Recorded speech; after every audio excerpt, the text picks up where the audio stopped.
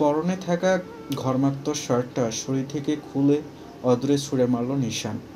শুধু গায়ে আঁটসাঁট বেঁধে আটকে রইল ভেতরে থাকা টি শার্টটা। মন মেজাজ একদম ঠিক নেই তার, থাকবেই বা কী করে।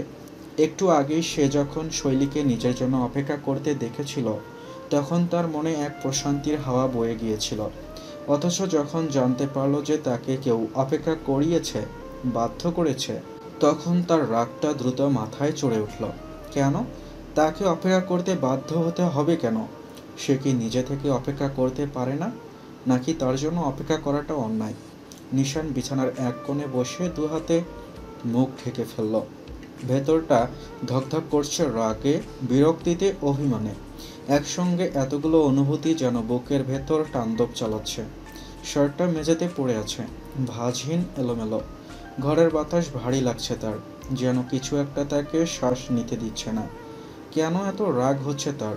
সে কি শৈলীর অপেক্ষার কারণ জানতে চাওয়ার পর এমন প্রতিক্রিয়া দেখাতে চেয়েছিল, নাকি সে অন্য কিছু আশা করেছিল?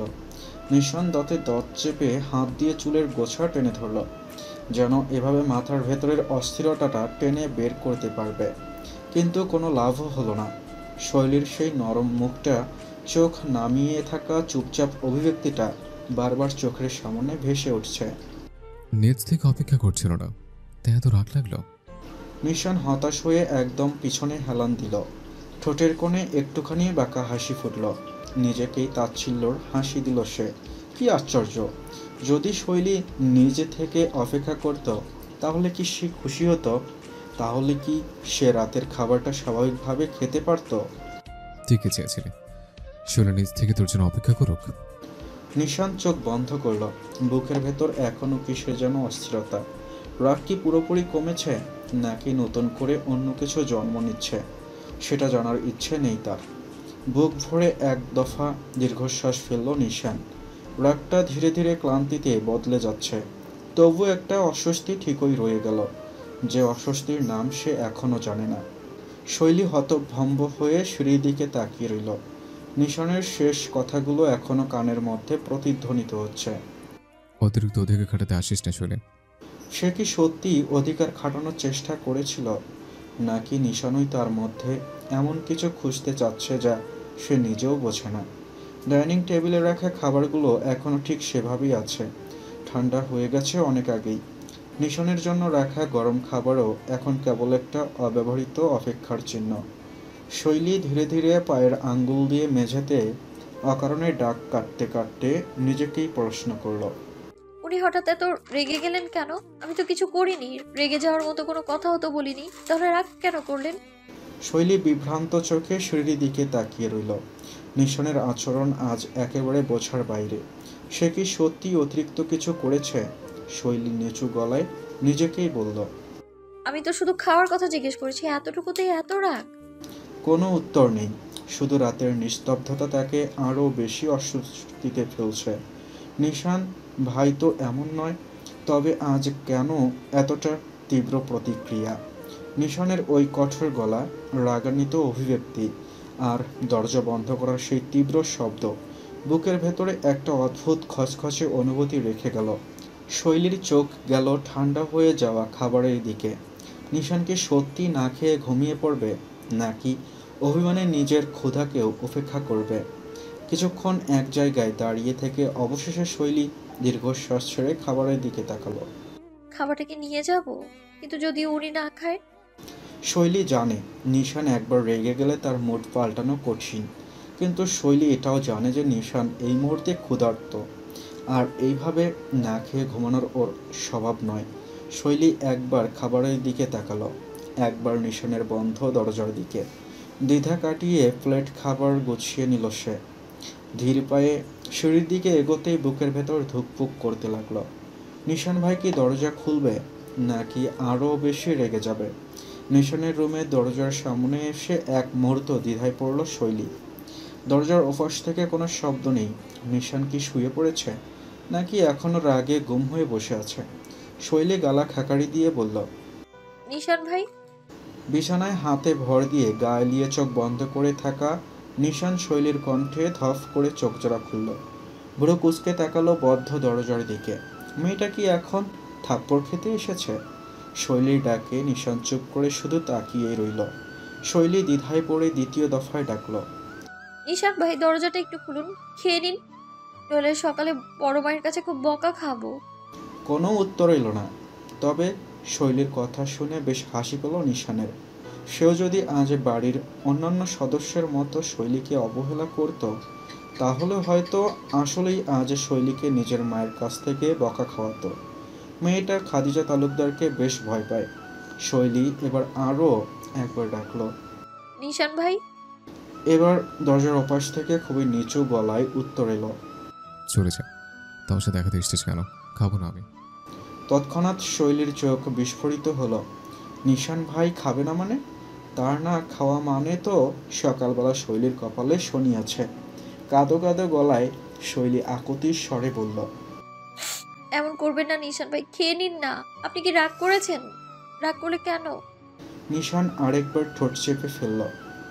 রাগ না বলে একে আসলে অভিমানই বলা উচিত, কিন্তু সেটা স্বীকার করার মানুষ সে না। দরজার ওপাশ থেকে ঠান্ডা স্বরে বলল। তুই কেন চিন্তা করছিস আমি খাবো কিনা? এটা তোর কাজ না শৈলী, দ্রুত দূর হ, নইলে প্লেট সহ তোকে আছে মারব। শৈলী এবার সত্যি কেঁদে ফেলবে মনে হলো। নিশান তো এমন না, এমন নিষ্ঠুর আচরণ তো সে আগে কখনো করেনি। দ্বিধা নিয়ে বলল। আমি কি ভুল করলাম বলুন তো? আমি তো কিছু করিনি। নিশান এবার সত্যি এক মুহূর্তের জন্য দ্বিধায় পড়ল। শৈলী যদি জানতো যে আসল ভুলটা কি, তাহলে কি সে এটা জিজ্ঞাসা করত? দরজার ওপাশে থাকা নিশান ঢোক গিলে চোখ বন্ধ করল। গলার স্বর এবার আরেকটু নরম হলো, কিন্তু কঠিন ভাবটা এখনো বজায় রেখে বলল। তুই কিছু করিস নি শৈলী, কিন্তু যা করিস নি সেটা আমার রাগের কারণ। শৈলী এবার সত্যি কিছু বুঝতে পারছে না। যা করেনি সেটার জন্য কেউ রাগ করে নাকি? কি বলতে চাচ্ছেন নিশান ভাই? দ্বিধান্বিত হয়ে অস্ফুট স্বরে জিজ্ঞেস করল। মানে? নিশান এবার কোনো উত্তর দিল না, শুধু একবার দীর্ঘশ্বাস ফেলল। এই মেয়ে কিছুই বোঝে না। আরে সে বোঝানোর ধৈর্য হারিয়ে ফেলেছে। শৈলী এবার সত্যিই কান্না আটকাতে পারল না, একটু নাক টেনে ফুপিয়ে বলল। নিশান ভাই প্লিজ, দরজা খুলুন। আপনি যদি না খান তাহলে বড় মা সকালে আমাকে। বড়মা করিস না, আমি তো তোকে বকা দেবো না। নিশান দরজার ওপাশ থেকে গম্ভীর গলায় বলল। শৈলী এবার প্রায় হাল ছেড়ে দিল, কিন্তু হাল না ছাড়লে নিশান ভাই তো খাবে না। সে নরম গলায় আবার অনুনয় করল। দেখুন, আমি কিছু না বুঝে থাকলে বলুন না, কিন্তু না খেয়ে রাগ করে থাকবেন না। দরজা খুলুন প্লিজ। দরজার ওপাশ থেকে কিছুক্ষণ কোনো শব্দ এলো না।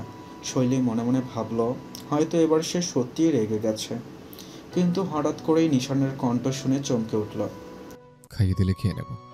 শৈলী স্তব্ধ হয়ে গেল। এই কথাটা সে ঠিকমতো শুনছে তো? কি? কিন্তু নিশান এবার ঠোঁটের কোণে দুষ্টু হাসিটা চেপে চোখ বুজে বেশ আয়েশ করে বলল। কি আমাকে খেয়ে দিলে মন্দ হতো না, চুপচাপ খেয়ে নিতাম। শৈলী চোখ পিটপিট করে তাকালো। পুরোপুরি চুপচাপ অবস্থা। মাথার ভেতর যেন হঠাৎ ঝড় বয়ে গেল। এটা এটা কেমন কথা? কিন্তু নিশান এবার বদ্ধ দরজার দিকে তাকিয়ে ঘোর লাগা কণ্ঠে বলল। হিমরূপা, যদি অধমের মুখে খাবার তুলে দিত কত না আশ্চর্যজনক বিষয় হতো। এই আশ্চর্যকর কাণ্ডটা ঘটাতে মজাইছে। নিশানের গলার স্বর একেবারে নিশ্চিন্ত, যেন এটাই স্বাভাবিক কথা। কিন্তু শৈলীর ভুরু কুঁচকে গেল। আপনি মজা করছেন নিশান ভাই? নিশান এবার দরজার ওপাশ থেকে আরেকটু আয়েশি ভঙ্গিতে বলল।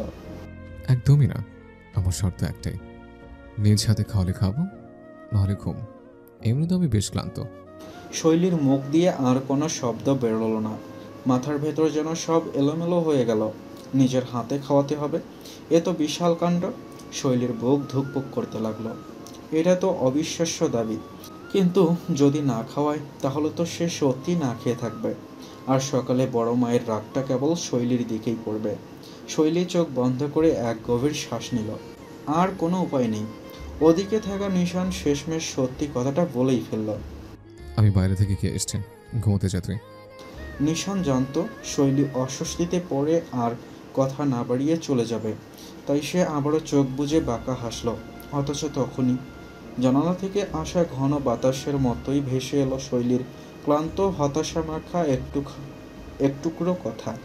নিশান মিথ্যে বলছে এটা ভেবে হাতে থাকা থালাটা চেপে ধরে শৈলী ঠোঁট কামড়ে কান্না আটকে সেও বলেই ফেলল অপ্রিয় সত্যিটা। দয়া করে খেয়ে নিন নিশান ভাই, আমি যে এখনো খাইনি। বড় মা বলেছেন আপনাকে খাওয়াতে না পারলে আমি যেন ভাতের থালা না ছুঁই। আমার যে খিদে পেয়েছে, আপনি খেয়ে নিলে আমিও খেতে পারতাম, একটু দয়া করুন। ধপ করে চোখজোড়া এক ঝটকায় খুলল নিশান। বিস্ফোরিত নয়নে চেয়ে রইল দরজার দিকে। কথাটা মাথায় ঠিকঠাক বসতেই নিশানের শ্বাস আটকে গেল এক মুহূর্তের জন্য। বুকের মাঝে কেমন একটা মোচড় উঠল। ঠান্ডা শীতল অনুভূতি নিয়ে দৃষ্টি ঘুরিয়ে আবারও তাকালো দরজার দিকে।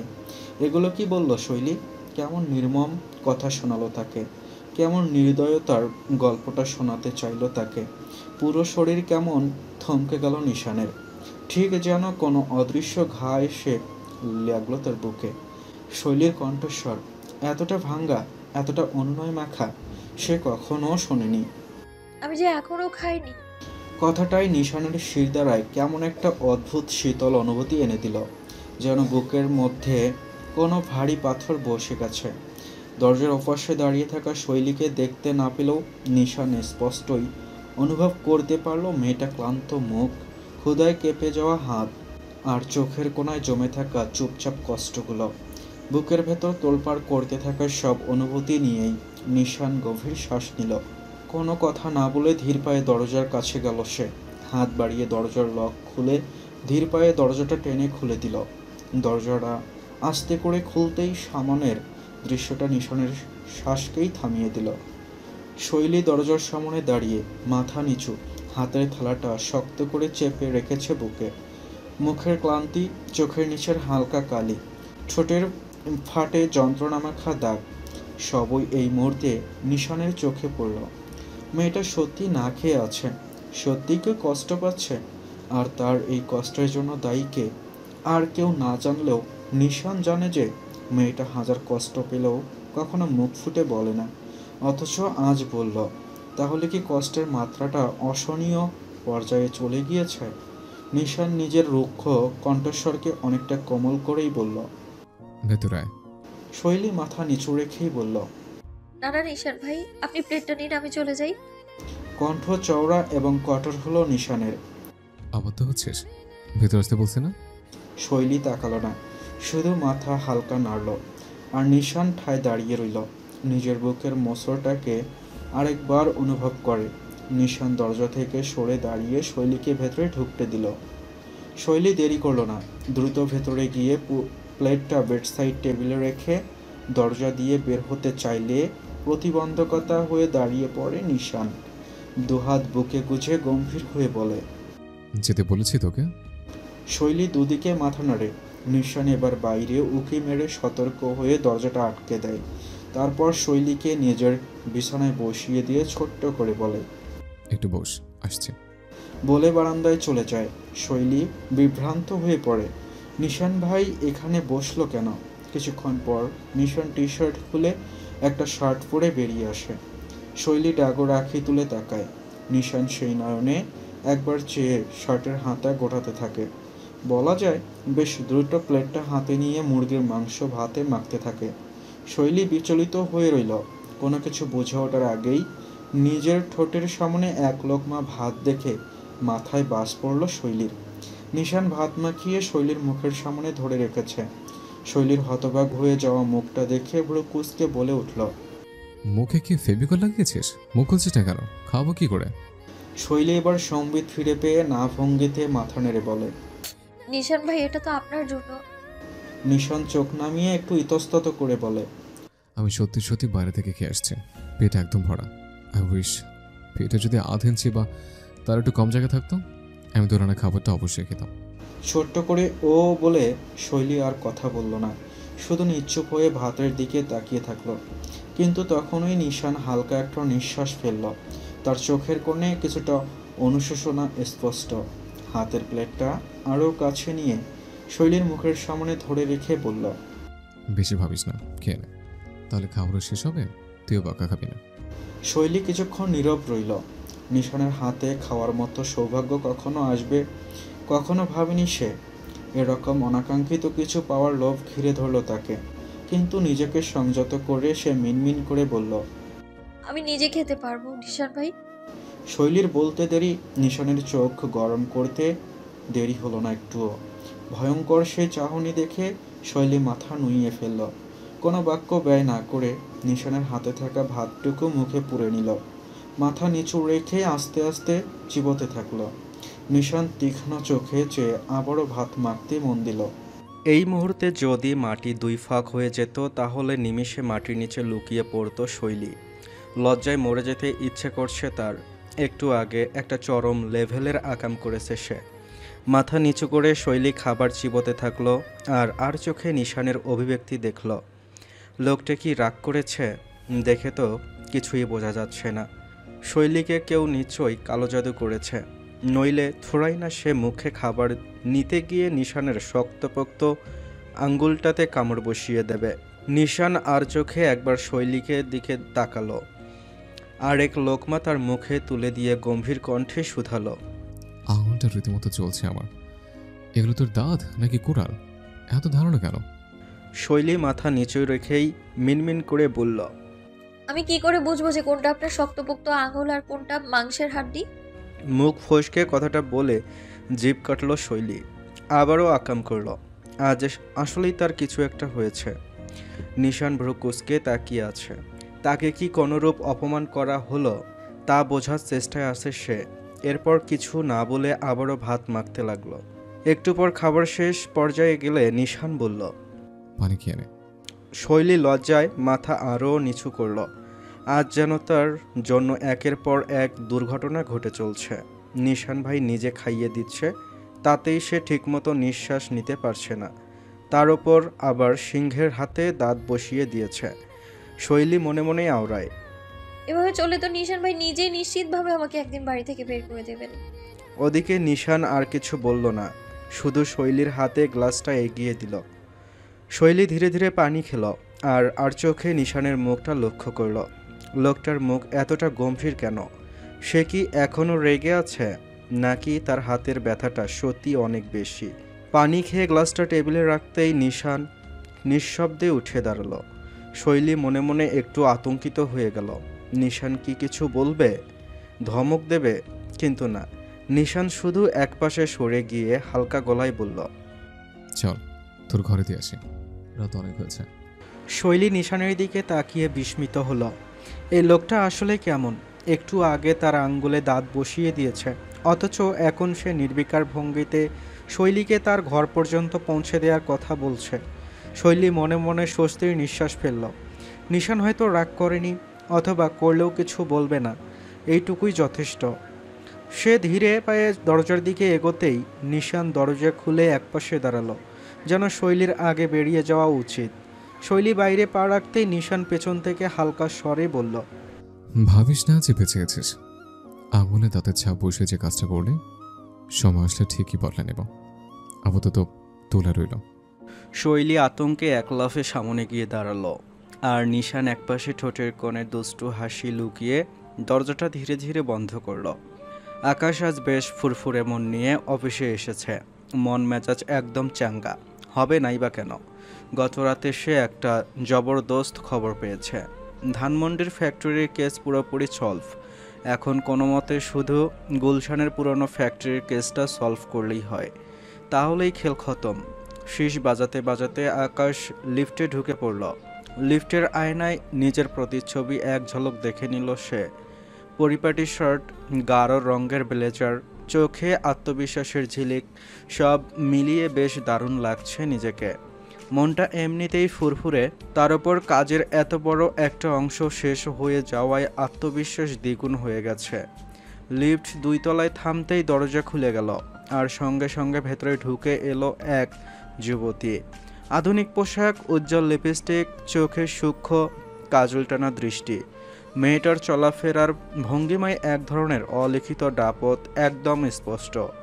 সে আকাশের দিকে এক ঝলক তাকিয়ে যেন মৃদু হাসল, তারপর আয়নায় নিজের চুল ঠিক করতে লাগলো। আকাশ একটু তাকিয়েই আবার নিজের ফোনে মনোযোগ দিল, কিন্তু মেয়েটা তো সহজে ছাড়ার পাত্র নয়। আপনাকে আগে দেখেছি মনে হয়। মেয়েটার গলায় একরকম ইচ্ছাকৃত মাধুর্য ঝরল। আকাশ ঠান্ডা স্বরে বলল, সম্ভবত ভুল করছেন। মেয়েটা এবার এক ধাপ এগিয়ে আয়নায় চোখাচোখি করল আকাশের সঙ্গে। তাহলে কি মনে করিয়ে দেব? আকাশ বিরক্তি গোপন রেখে বলল, না, দরকার নেই। মেয়েটা এবার একটু হেসে বলল, আপনার মতো সুদর্শন লোককে এড়িয়ে যাওয়া যায় না, বুঝলেন মিস্টার? আকাশ চোখ সরিয়ে নিয়ে চুপ করে রইল, কিন্তু মেয়েটি থামল না। সে এবার আলতো করে আকাশের হাতের কাছে এসে দাঁড়ালো, একদম ঘনিষ্ঠভাবে। একটা কথা বলবেন? মেয়েটার কণ্ঠ যেন একটু নরম হয়ে গেল। আকাশ এবার সত্যিই বিরক্ত হলো। সে সোজা তাকিয়ে বলল, বলুন, তবে একটু দূরে সরুন আগে। মেয়েটা বেশ বিরক্ত হয়ে চোখ নামিয়ে বলল, আপনার গার্লফ্রেন্ড কি খুব পজিটিভ? আকাশ ভুরু কুঁচকালো। মেয়েটা এবার ঠোঁট কামড়ে একটু হাসলো, তারপর বলল, থাকলে তো মুশকিল, তবে না থাকলে আপনাকে একটা কফি ইনভিটেশন দিতেই পারি। লিফট তখনই টিং করে 7 তলায় থেমে গেল। আকাশ এক মুহূর্ত অপেক্ষা করলো, তারপর ঠান্ডা গলায় বলল, যদি থাকতো তবে সে নিশ্চয়ই এমন বাজে সময় নষ্ট করতো না। মেয়েটা তার কথার উল্টে বুঝে মুচকি হাসল। আকাশ এবার বেরোতে নিলে মেয়েটা পিছু ডেকে বলে উঠল, আপনার নাম্বারটা? আকাশ তৎক্ষণাৎ ভ্রু কুঁচকে তাকাতেই মেয়েটা আবারও বলল, অ্যাড্রেসও দিতে পারেন। আকাশ এবার মুখ বাঁকিয়ে ঠোঁট চেপে হেসে বলল, নিশ্চয়ই, কেন নয়। নাম্বার আর অ্যাড্রেসটা লিখে নিন। মেয়েটা বিশ্বজয়ের তৃপ্তিতে হেসে ফোনে টাইপ করার প্রস্তুতি নিলে আকাশ কলার ঝাঁকিয়ে বেশ ভাব নিয়ে বলে উঠল, লিখুন 017। কুকুরের আড্ডাখানায় যাবেন, সেখানে গেলে নিশ্চয়ই অনায়াসে আমাকে পাবেন। মেয়েটা মুহূর্তেই হতভম্ব হয়ে গেল। ফোনের স্ক্রিনের দিকে তাকিয়ে যেন বোঝার চেষ্টা করলো সে আসলে যা শুনেছে তা সত্যিই শুনেছে কিনা। আকাশের ঠোঁটের একপাশে বাঁকা হাসি ফুটে উঠল। এবার আর মেয়েটাকে একটুও সময় না দিয়ে পকেট থেকে ফোন বের করে চোখ নামিয়ে বলল, গুগল ম্যাপে জায়গাটা পেয়ে গেলে জানাবেন, আমি অপেক্ষায় থাকবো। এই বলে একদম নির্বিকার ভঙ্গিতে লিফট থেকে বেরিয়ে গেল আকাশ। পিছন থেকে মেয়েটার মুখে একটা বিশ্রী রকমের বিব্রত ভাব ফুটে উঠল। এই লোকটা সিরিয়াসলি? সে এতক্ষণ ধরে যা ভেবে রেখেছিল পুরোটা এক মুহূর্তে গড়িয়ে গেল। জিতে যাওয়ার স্বপ্ন দেখেছিল, অথচ পরিণতি হলো উল্টো।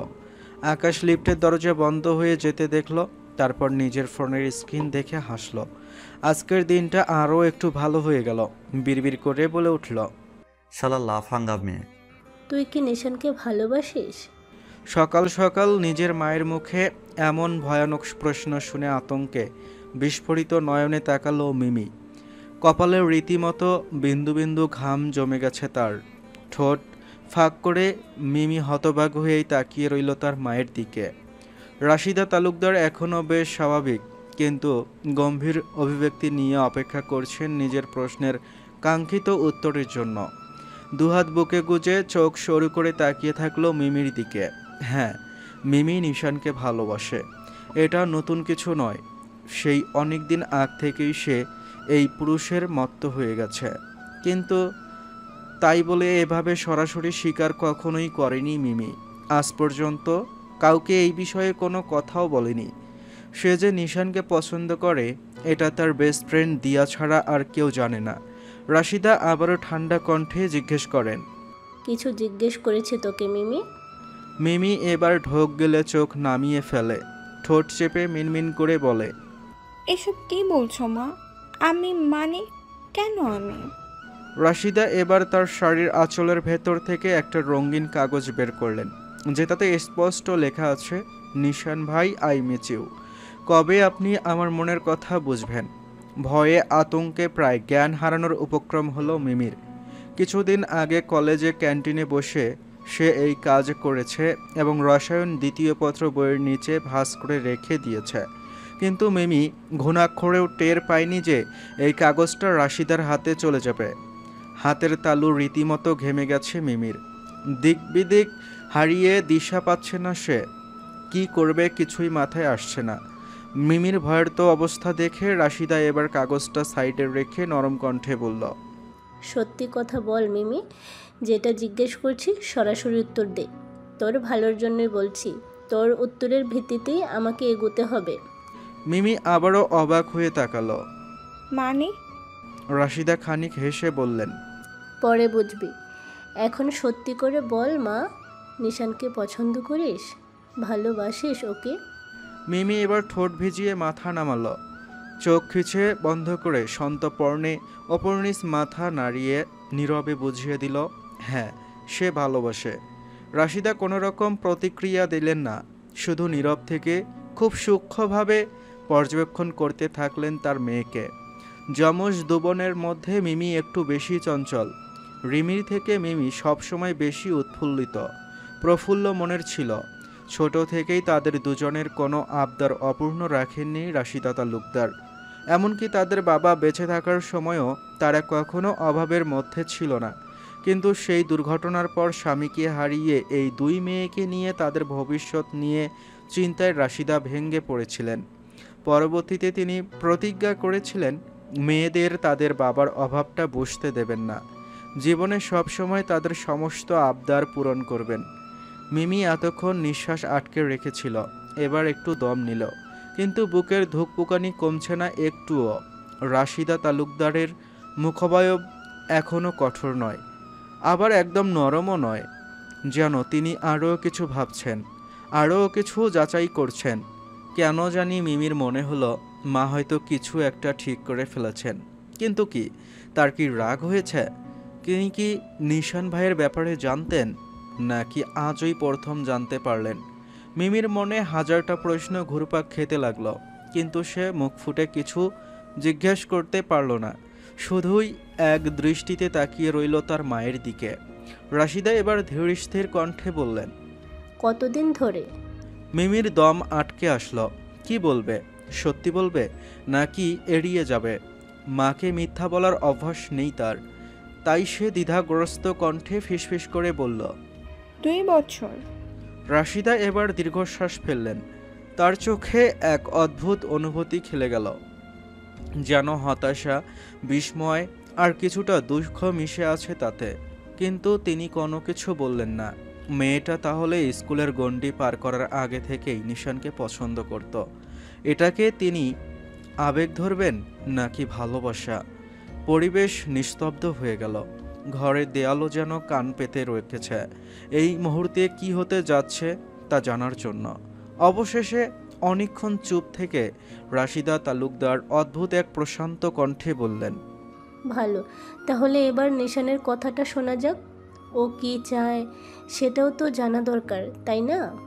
মিমি আতকে উঠে তাকালো। নিশান ভাইয়ের কাছে এটা জানাবে কেন? কি হতে চলেছে এখন? মিমি তড়িঘড়ি করে রাশিদার বাহু ধরল। মা, নিশান ভাইয়া কিচ্ছু জানে না, তুমি প্লিজ কিছু বলো না ওনাকে, আমার কথাটা আগে। রাশিদা তালুকদার মিমির হাতের স্পর্শ অনুভব করেও স্থির রইলেন। মেয়েটার কণ্ঠে আতঙ্ক, চোখে অসহায় আবেদন, কিন্তু তিনি ভ্রু পর্যন্ত নাড়ালেন না। তোর কথা আগে কি? ঠান্ডার স্বরে জিজ্ঞেস করলেন তিনি। মিমি গলায় আসা কথা গিলে ফেলল। কি বলবে, কিভাবে বোঝাবে? নিশান ভাই যদি জানতে পারেন তাহলে কি ভাববেন? তিনি কি অবাক হবেন, নাকি বিরক্ত, নাকি? মিমির বুক ধুক করে উঠল। সে কাপা কণ্ঠে বলল, নিশান ভাইয়া আমাকে ছোটবেলা থেকে ছোট বোনের মতন দেখে মা, তিনি আমাকে কখনো সেভাবে দেখেনি। তুমি যদি কিছু বলো তাহলে সব শেষ হয়ে যাবে। আমি চাই না উনি আমাকে নিয়ে অন্যভাবে ভাবুক, আমি চাই না আমাদের সম্পর্ক অস্বস্তিকর হয়ে যাক। কথাগুলো বলতে বলতে গলা ধরে এলো তার। রাশিদা এবার মুখ ফিরিয়ে মিমির চোখের দিকে এক দৃষ্টিতে তাকালেন, গভীর অনুসন্ধানী দৃষ্টি। তারপর দীর্ঘশ্বাস ফেলে বললেন, তুই নিশ্চিত ও তোকে শুধুই ছোট বোন ভাবে? মিমি হতবাক হয়ে গেল। এই প্রশ্ন কেন? নিশান ভাই কি কখনো কিছু ইঙ্গিত দিয়েছেন? না, তা তো নয়। নিশান ভাই তো সবসময় গম্ভীর, শান্ত স্বভাবের, কখনো কোনো উল্টাপাল্টা কিছু বলেননি, কিছু বোঝানোনি। তাহলে মা এই প্রশ্ন করলেন কেন? মানে? অবাক কণ্ঠে ফিসফিস করল মিমি।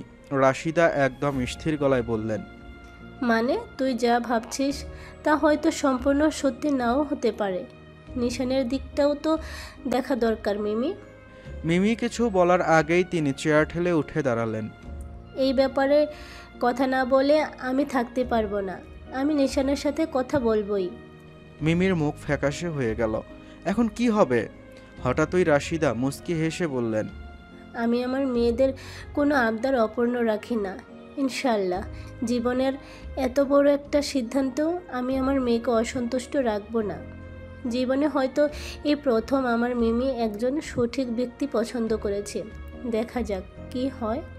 মিমি বিস্মিত হয়ে তাকিয়ে রইল মায়ের দিকে। ঠিক শুনছেন তো, মা রাজি, মানে মা চান সে নিশান ভাইকে পাবে। মুহূর্তের মধ্যে মিমির বুকের ওপর জমে থাকা অজস্র ভয় শঙ্কা হাওয়ায় মিলিয়ে গেল।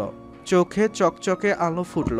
সে অবিশ্বাসী গলায় বলল, মা, মানে তুমি বাধা দিচ্ছ না? তুমি চাও আমি নিশান ভাইয়াকে? রাশিদা তালুকদার হালকা হাসলেন। আমি চাচ্ছি তোর খুশি। আমার মেয়ে যদি কাউকে ভালোবাসে আর সেই ছেলে যদি সঠিক মানুষ হয়, তাহলে আমি কেন বাধা দেব বল? মিমির মুখে উজ্জ্বল হাসি ফুটে উঠল, গালে লাল আভা ছড়িয়ে পড়ল। সে এক লাফে রাশিদার গলায় ঝাঁপিয়ে পড়ল। ও মা, তুমি সেরা। রাশিদা মাথা নাড়ালেন, তবে তার চোখে দুষ্টমির ঝলক উঠল। কিন্তু মিমি থমকে গেল। কিন্তু রাশিদা হালকা ভ্রু উঁচিয়ে বললেন, তুই ভাবছিস আমি বাধা দিচ্ছি না মানে তোর বিয়ে ঠিক হয়ে গেল? নিশান কি চায় সেটাও তো জানতে হবে, তাই না? মিমির হাসিটা জমে গেল। তার চোখের সামনে আবারও ভয়ের ছায়া নেমে এলো। নিশান ভাই কি চান? যদি তিনি তাকে সত্যি শুধু ছোট বোন হিসেবে দেখেন, যদি এই কথা শুনে দূরত্ব তৈরি করে যায়। কিন্তু আজ মিমির মধ্যে একটা নতুন সাহসও জন্মেছে। তার মা যখন তার পাশে আছে, তখন সে যে করেই হোক নিশান ভাইয়ের মনের কথা জানবেই। এখন যা, পড়তে বস। ওই রাত বিরতে আর গুনগুন করে গান করিস না। রাশিদার কথায় মিমি ঝট করে বাস্তবে ফিরে এলো। মাথা নিচু করে লজ্জায় হাসল। ইস, মা কিভাবে যেন সব বুঝে ফেলল। ঠিক আছে মা। দ্রুত নিজের পড়ার টেবিলের দিকে পা বাড়ালো মিমি, কিন্তু মন তো আর সেখানে নেই। নিশান ভাইয়ের ভাবনার সাগরে ডুবে গেছে সে। নিশান ভাই কি জানেন কেউ তাকে এভাবে ভালোবাসে? যদি জানতেন তাহলে কি এতদিন এড়িয়ে যেতেন, নাকি তিনি সত্যি তাকে ছোট বোনের মতোই দেখেন? টেবিল থেকে বই নিয়ে মিমি বিছানায় বসে বই খুলল ঠিকই, কিন্তু এক লাইনও পড়া হচ্ছে না। চোখ আটকে যাচ্ছে ফোনের স্ক্রিনে। একবার কি মেসেজ দেবে নিশান ভাইকে? কিন্তু কি বলবে? এদিকে বাইরে বসে রাশিদা তালুকদার হাসলেন। মেয়ের চঞ্চলতা তিনি ভালোই বোঝেন। নিশান কিভাবে নেবে ব্যাপারটা সেটা তিনিও জানেন না, কিন্তু একটা কথা নিশ্চিত, তার মেয়ে জীবনে প্রথমবার নিজের অনুভূতির জন্য লড়তে চাইছে, আর তাতে তিনি সবসময় পাশে থাকবেন। রাশিদা তালুকদার ঘর থেকে বেরিয়ে ধীর পায়ে বারান্দার দিকে গেলেন। মাথায় এখন নতুন চিন্তার ঢেউ আশ্রে পড়ছে। নিশানের ব্যাপারে মিমির অনুভূতি জানার পর মনে শান্তি এসেছিল, কিন্তু সেই শান্তিটা বেশিক্ষণ স্থায়ী হলো না। শৈলীর ঘর গোছানোর ওই সময়ে তার বিছানায় খোলা পড়ে থাকা ডায়েরিটা চোখে পড়েছিল রাশিদার। কখনো শৈলীর ব্যক্তিগত জিনিসে হাত দেননি তিনি, কিন্তু সেদিন কেন যেন কৌতূহল হলো। হয়তো ষষ্ঠ ইন্দ্রিয় বুঝতে পেরেছিল কিছু। যেই পাতায় রাশিদার চোখ পড়েছিল, ডায়েরির ওই পৃষ্ঠায় গাঢ় কালো কালি দিয়ে লেখা ছিল, নিশান ভাই, আমি আপনাকে খুব। শৈলী বাকিটুকু কেটে দিয়েছে, কিন্তু তাতেই রাশিদার পক্ষে বোঝা যথেষ্ট হয়েছে। মিমি আর শৈলী দুই বোনের ভালোবাসা এক মানুষকে কেন্দ্র করে। রাশিদা দীর্ঘশ্বাস ফেললেন। এবার কি হবে দুজনের কেউই হয়তো জানে না, আর নিশান নিজেও হয়তো কিছুই বুঝতে পারছে না। কিভাবে সামলাবেন তিনি এই জটিলতা? কার মন ভাঙবে, কার ইচ্ছা পূরণ হবে? বারান্দার রেলিংয়ে হাত রেখে দূরের আকাশের দিকে তাকিয়ে রইলেন রাশিদা তালুকদার।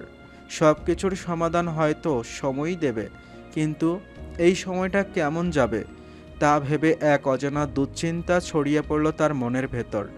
তিনি নিজের মেয়ের মনও ভাঙতে পারবেন না, আবার আদরের ভাতিজি শৈলীকেও কষ্ট দিতে পারবেন না। রাশিদা ভাবতেও পারছেন না যে শৈলী নিশালকে ভালোবাসে। আচ্ছা, নিশানের অনুভূতিটা কি? রাশিদা নিষ্ঠুরতার পরিচয় দিয়ে মনে মনে খুব করে চাইলেন নিশান যেন শৈলীকে ভালোবেসে না ফেলে, নইলে মিমি যে খুব কষ্ট পাবে। রাশিদা তালুকদার চোখ বন্ধ করলেন এক মুহূর্তের জন্য। বুকের ভেতর অস্থিরতা যেন আরও বেড়ে গেল। নিশান যদি শৈলীকে ভালোবেসে ফেলে তাহলে মিমির কি হবে? সেই কবে থেকে মেয়েটা নিশানকে পছন্দ করে, আর আজ যখন সে তার মনের কথা জানতে চায় তখনই এই জটিলতা। তিনি মনে মনে নিজেকেই প্রশ্ন করলেন, এটা কি শুধুই কাকতালীয় নাকি নিয়তির নিষ্ঠুর খেলা? নিশান কি চায় সেটা জানা জরুরি, কিন্তু সেই জানাটা যদি মিমির স্বপ্ন ভেঙে দেয়। একটা দীর্ঘশ্বাস বেরিয়ে এলো রাশিদার বুক থেকে। তিনি জানেন একসময় তাকে সিদ্ধান্ত নিতে হবে, কিন্তু কোন দিকে যাবেন, কার জন্য নিজের মন কঠোর করবেন? আকাশের দিকে তাকিয়ে রাশিদা তালুকদার নিজের ভাগ্যকেই প্রশ্ন করল। এই পরীক্ষার জন্যই কি আমাকে মা বানিয়েছিলে? রান্নাঘরে ধোয়া উঠছে ফুটন্ত হাতের হাঁড়ি থেকে। হাত পাখা দিয়ে আজ ঠিক করতে করতে খাদিজা তালুকদার মৃদুস্বরে গুনগুন করছেন। রান্নাঘরের জানালা দিয়ে আসা বাতাস তার শাড়ির আঁচল উড়িয়ে দিচ্ছে। কিছুক্ষণ পর তিনি হাঁড়ির ঢাকনা সরিয়ে ভাতের অবস্থা দেখে নিলেন। ঠিক তখনই পায়ের শব্দ শুনে পেছনে তাকালেন। রাশিদা তালুকদার চুপচাপ রান্নাঘরে ঢুকলেন। চোখে মুখে একটা গভীর ভাবনা খেলা করছে। খাদিজা তাকিয়ে বললেন, কি ব্যাপার, তোর মন মেজাজ এমন থমথমে কেন রাশিদা? কি হয়েছে? রাশিদা কোনো উত্তর দিলেন না, শুধু একটা চেয়ার টেনে বসে পড়লেন। মাথার মধ্যে হাজারো প্রশ্ন ঘুরপাক খাচ্ছে। তিনি কি খাদিজাকে বলবেন শৈলীর ডায়েরির কথা, নাকি না, এখনই এসব বলা ঠিক হবে না। খাদিজা এবার হাতের খন্তিটা পাশে রেখে ধীর কণ্ঠে বললেন, আমাকে কিছু বলবি নাকি? রাশিদা গভীর নিঃশ্বাস ফেললেন। তার সামনে এক কঠিন পরিস্থিতি দাঁড়িয়ে আছে, যেখান থেকে বের হওয়া সহজ হবে না। এখন যদি সে নিষ্ঠুরতার পরিচয় দিয়ে শৈলীর বিষয়টা বলে দেয় তাহলে খাদিজা শৈলীকে খুন করে দেবে, এই নিয়ে কোনো সন্দেহ নেই। আবার এখন যদি মিমির বিষয়টা বলতে চায় তাহলে একটা ঝামেলা হবে। মিমির বিষয়ে কথা বলার জন্য রাশিদা সিদ্ধান্ত নিলেন প্রথমে নিজের ভাইয়ের সাথে কথা বলবেন। না ভাবি, কিছু বলবো না। শরীরটা খুব খারাপ লাগছে, আমি ঘরে গেলাম। সাহায্য লাগলে ডাক দিও। বলে রাশিদা দ্রুত পায়ে ঘর থেকে চলে গেলেন। এদিকে খাদিজা মুখ বাঁকালেন। তিনি মনে মনে ভেবে নিলেন যে রাশিদা কাজের ফাঁকি দেওয়ার জন্য এখান থেকে চলে গেল। খাদিজা তালুকদার ভাতের পাত্র চুলা থেকে নামিয়ে ঢাকনা চাপা দিলেন। তারপর এক হাতে আঁচল সামলে অন্য হাতে মাটির গ্লাসে পানি ঢাললেন। কিছুক্ষণ পর ভাতের পাত্র পাশে একটা থালা রেখে ধীর কণ্ঠে ডাক দিলেন, শৈলী, এই শৈলী, নবাব জাতি কোথায় আছিস? নিচে আয়। শৈলী তখন বারান্দায় দাঁড়িয়ে নিচের বাগানে তাকিয়েছিল। খাদিজার ডাক শুনতেই দ্রুত ঘুরে এলো। সে দ্রুত ওড়না ঠিক করে তড়িঘড়ি করে নিচে নামলো। জি বড় মা, বলো।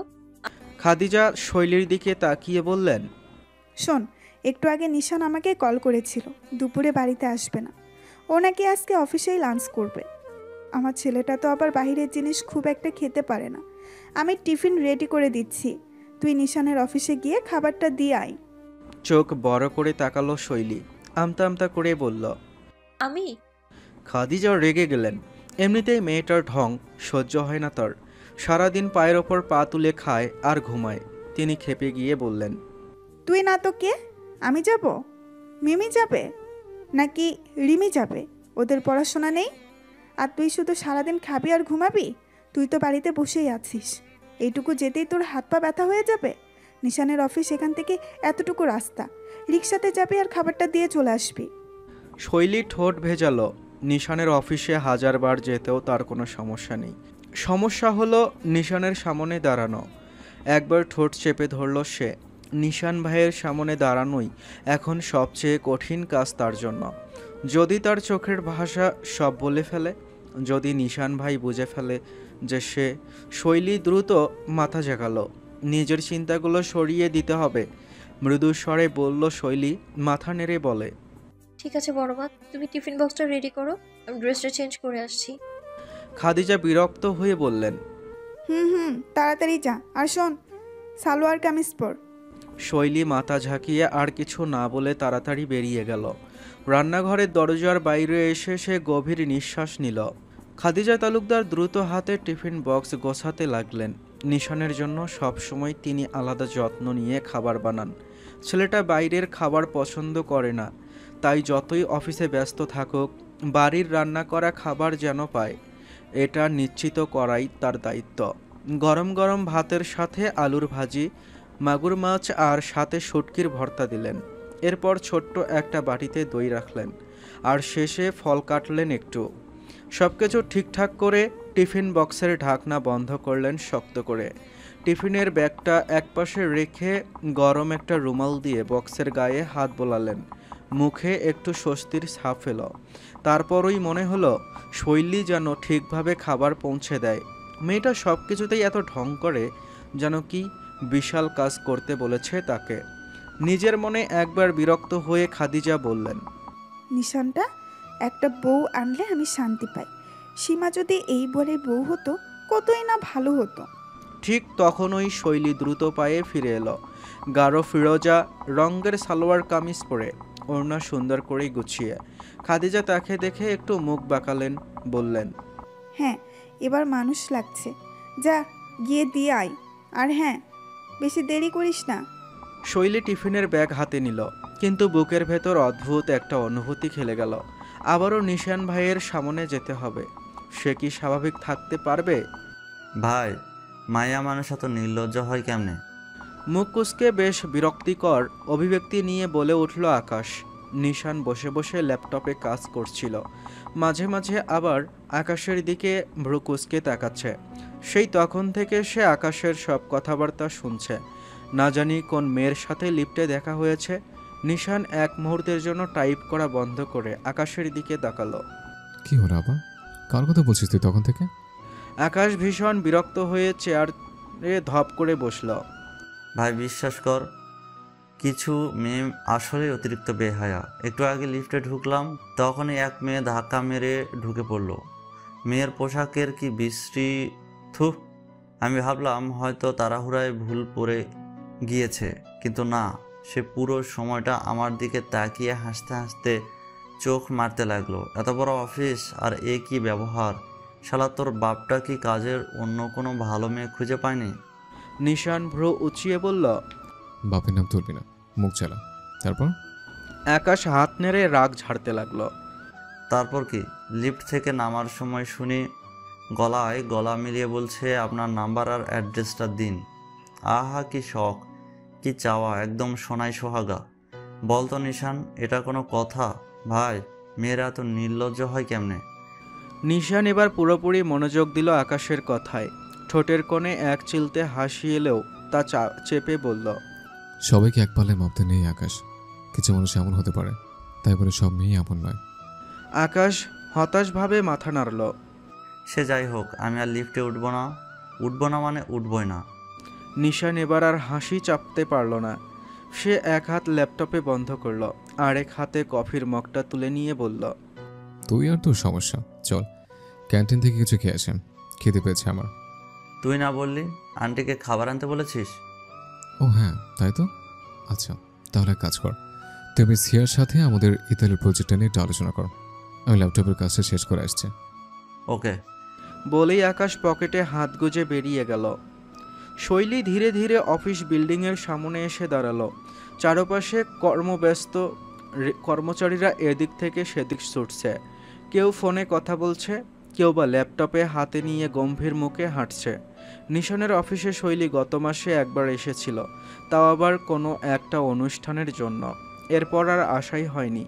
রিক্সা ভাড়া মিটিয়ে গেট দিয়ে ভেতরে ঢুকতেই শৈলীর মনের ভেতরে এক অদ্ভুত অস্বস্তি কাজ করলো। এখানে সে কাউকে চেনে না, কাকে জিজ্ঞেস করবে? অফিসের সামনে দাঁড়িয়ে কিছুক্ষণ ইতস্তত করলো। তারপর হঠাৎ সামনে একটা মেয়েকে দেখে থমকে গেল।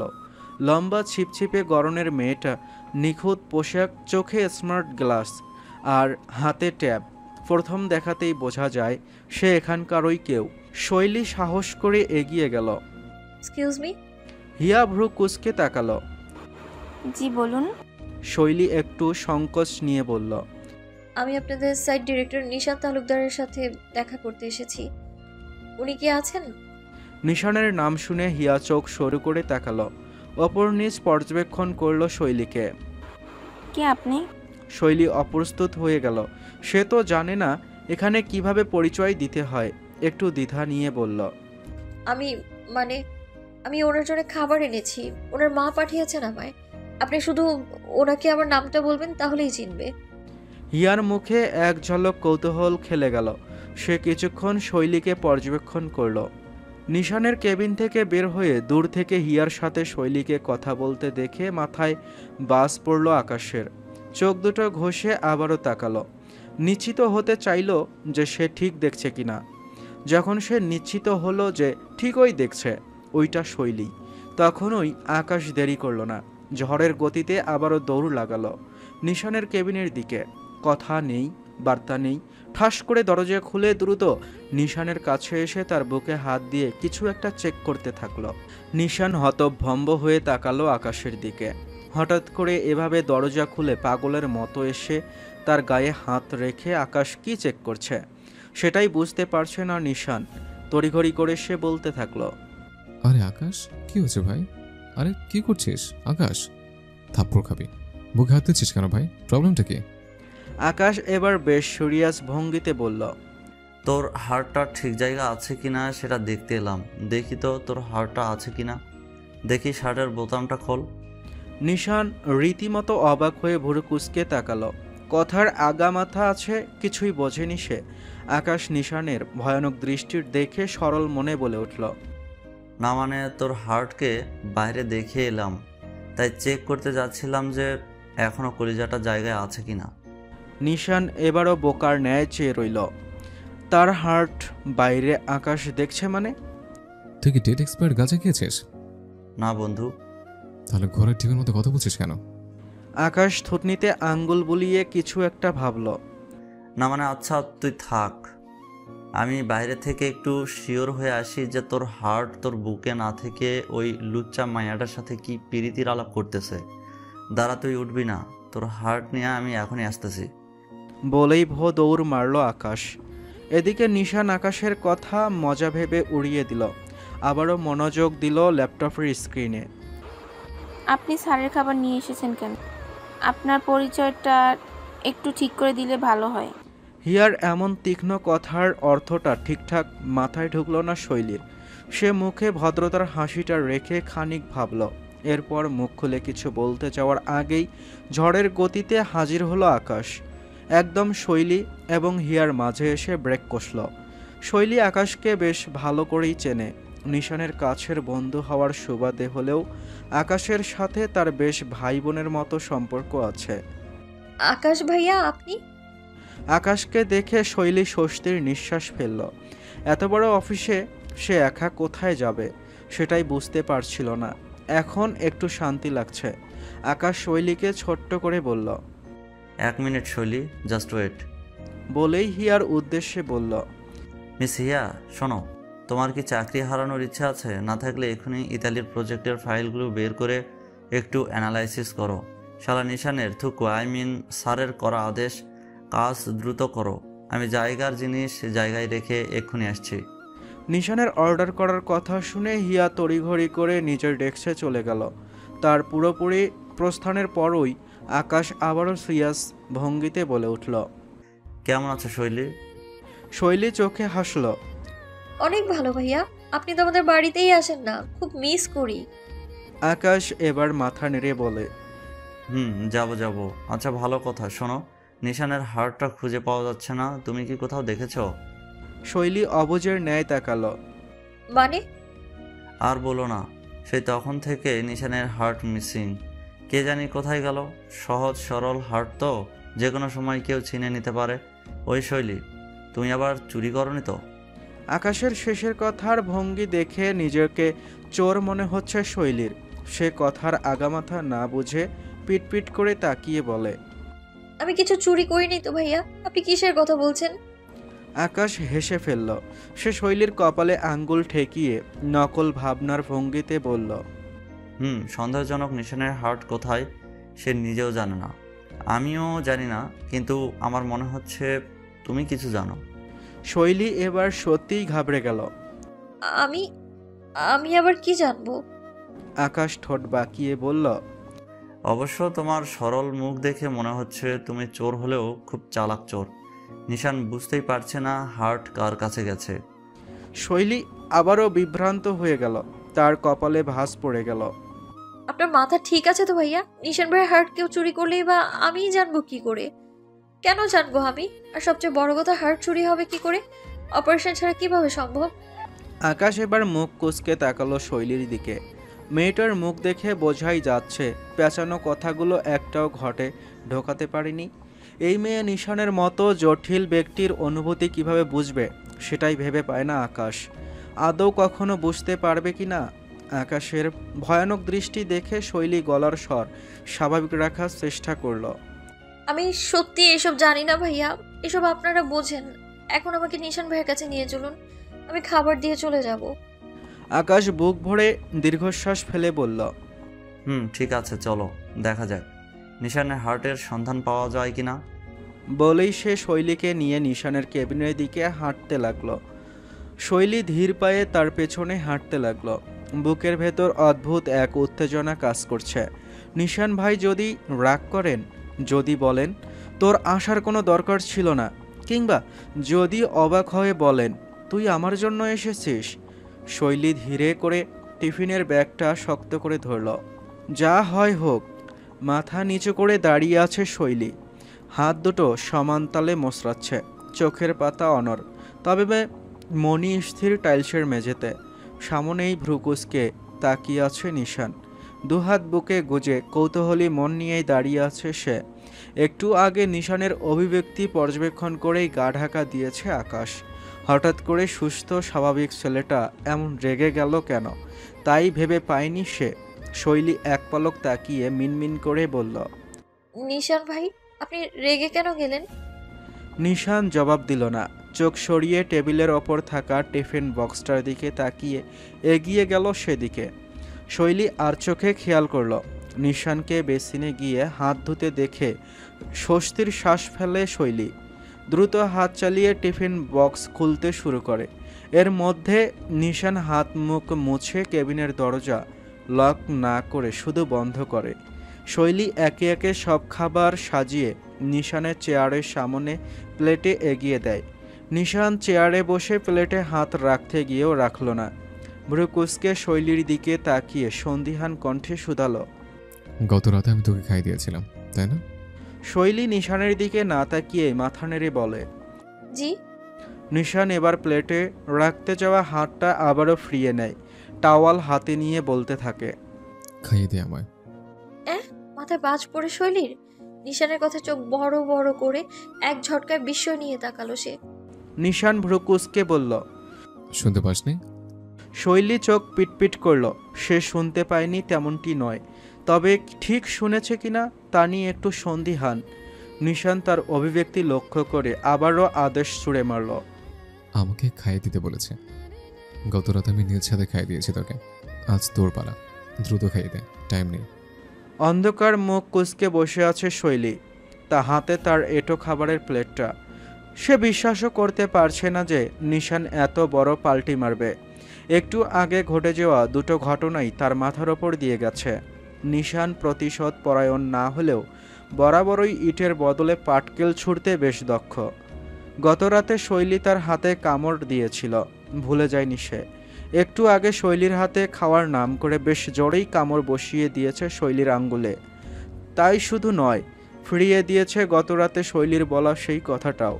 নিশানের কামড়ের তোপে হাতে প্রচণ্ড যন্ত্রণা অনুভব করে শৈলী যখন অবাক হয়ে নিশানের দিকে তাকালো, তখন নিশান বেশ সরল মুখে করে বলল, আমি কিভাবে বুঝবো যে কোনটা মাগুর মাছ আর কোনটা তোর নরম আঙুল? শৈলী চোখ বড় বড় করে তাকিয়ে রইল নিশানের দিকে। এতক্ষণ সে খাবার খাওয়ার সময় যতটা মনোযোগী ছিল, এখন তার সমস্ত মনোযোগ নিশানের এই বদলা নেওয়া কাণ্ডের দিকে। সে হতভম্ব গলায় বলল, আপনি আপনি আমায় কামড় দিলেন? নিশান মুখে দারুণ নির্দোষ একটা ভাব এনে গম্ভীর কণ্ঠে বলল, কি করব বল? তুই তো আবার মাছের টুকরোটা আমার মুখের সামনে এনে ধরে রেখেছিলি। আমি কিভাবে বুঝবো যেটা মাছ নাকি তোর আঙুল? একবার নরম তুলতের মনে হচ্ছিল। That's not my problem. শৈলী হতবাক হয়ে বিষাদ চোখে নিশানের দিকে তাকিয়ে রইল। একটু ভাবার পর মিনমিন করে বলল, আপনি প্রতিশোধ নিলেন তাই না? গাধা, এতক্ষণ পর বুঝলে? শৈলী এবার ঠোঁট উল্টিয়ে বলতে থাকলো। আপনি এটা তার বাক্য শেষ হওয়ার আগেই নিশান চোখ গম্ভীর রেখেই বলল, এটা কি? গত রাতে আমার আঙুলের কি অবস্থা করেছিলি মনে নেই? ওটা তো আমি ভুল করে করেছি নিশান ভাই, তাই বলে আপনি ইচ্ছে করে? নিশান তার কথা শেষ করার আগেই ভ্রু উঁচিয়ে তাকালো। শৈলী এবার সত্যিই বোবা হয়ে গেল। সে হাতের প্লেটটা টেবিলে রেখে দাঁড়িয়ে পড়ল। আমি তাহলে যাই নিশান ভাই? নিশান নির্লিপ্তভাবে বলল। যা, কিন্তু আঙুলটা একটু আড়ালে রাখিস।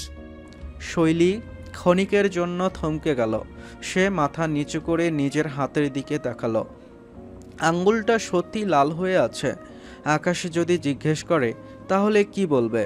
নিশান তো এমনিতেই কিছু বলবে না। তারপর আবার আকাশ যদি কিছু বুঝে ফেলে। এদিকে নিশান প্লেট সরিয়ে চেয়ারে হেলান দিয়ে বসে শৈলীর মুখের সব অভিব্যক্তি গোপনে লক্ষ্য করছে। মেয়েটা এখন কি করবে সেটাই দেখার বিষয়। শৈলী কিছু বলতে চাইলে হঠাৎ নিশান ধীর গলায় বলে উঠল, আমি জানতাম আমার জন্য তুই খাবার নিয়ে আসবি। শৈলী অনুভূতি শূন্য চোখে তাকিয়ে বলে, বড় মা বলেছিল? নিশান দুদিকে মাথা নেড়ে বলে, হুম, তবে আমি জানতাম অন্তত খাটানোর অজুহাতে হলেও মা তোকে পাঠাবে। শৈলী নিশানের দিকে কিছুক্ষণ ফাঁকা দৃষ্টিতে তাকিয়ে রইল। তারপর একরকম নিজের মনকেই ফিসফিস করে বলল। হুম। নিশান ঠোঁটের কোণে হালকা হাসি রেখা টেনে গম্ভীর স্বরে বলল। এটা আমার বিশ্বাস ছিল। শৈলী এবার চোখ নামিয়ে নিল। সত্যি বড় মা যদি কিছু বলেও থাকেন তাহলেও তো সে নিজে থেকেই চলে এসেছে। অথচ নিশান আগেই জানতো যে সে আসবে। একটু ইতস্তত করে শৈলী বলল, বাকি খাবারটা শেষ করুন, আপনার খাবার শেষ হয়ে গেলে আমি বেরোবো। নিশান এবার ভ্রু কুঁচকে তাকালো। তুই কি অফিসে এসেছিস শুধু আমাকে খাইয়ে দিয়ে যাওয়ার জন্য? শৈলী জবাব দিল না। নিশান আস্তে আস্তে বলল, খাবার আনলি খাওয়ালি, এবার নিজেও খেয়েছে। শৈলী দ্রুত মাথা নাড়ল। না নিশান ভাই, আমার খেতে ইচ্ছে করছে না। নিশান কিছুক্ষণ শৈলীর মুখের দিকে তাকিয়ে রইল। তারপর অদ্ভুত এক কৌশলী হাসি দিয়ে বলল, ঠিক আছে, তাহলে বাকিটা ফিরে নিয়ে যা। শৈলী হতভম্ব হয়ে বলল, না না, পুরো খাবার শেষ করুন, আপনার মা কিন্তু খুব বকবে। খাবার নষ্ট হবে নিশান ভাই। নিশান নির্লিপ্ত স্বরে বলল, মা কাকে বকবে? আপনাকে। এটা তাহলে তোর ভাবার বিষয় না। শৈলী রীতিমতো থ হয়ে গেল। এই লোকটা এমন অদ্ভুত আচরণ করছে কেন? তার নিজের খাওয়া না খাওয়ার সাথে নিশানের কি?